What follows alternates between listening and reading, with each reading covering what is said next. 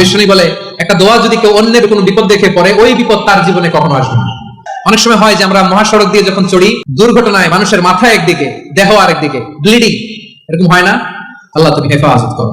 বিষ্ণু বলেন অন্যের বিপদ দেখে কেউ যদি পড়ে, আলহামদুলিল্লাহিল্লাযী আফানি মিম্মা বাতালাকা বিহি ওয়া ফাদ্দালানি আলা কাসীরিন মিম্মান খালাকা তাফদীলা। মানে প্রশংসা সে আল্লাহর, যে আল্লাহ তাআলা তোমাকে যেই জিনিস দিয়ে পরীক্ষা করেছে, আমাকে ওইটা থেকে বাঁচিয়ে দিয়েছে।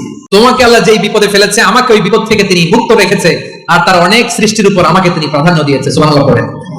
যে কোনো বিপদ, কারো ক্যান্সার দেখে যদি এই দোয়াটা আপনি বিশ্বাসের সাথে পড়েন, জীবনে কোনোদিন ক্যান্সার রোগে আক্রান্ত হবে না। দুর্ঘটনা দেখে যদি পড়েন, ওই দুর্ঘটনা আপনাকে স্পর্শ করবে না। যে কোনো কারো বিপদ দেখে যদি কোনো বিশ্বাসী বান্দা এই দোয়া পড়ে, বিশ্বনবী বলেন লাম ইউসিবহু যালিকাল বালা, ওই বিপদ তাকে আর ধরবে না। উফিয়া মিনহু মিন যালিকাল বালা কাইনাম মা কান, সে যতদিন হায়াত পাবে কোনোদিন ওই বিপদ তাকে স্পর্শ করবে না।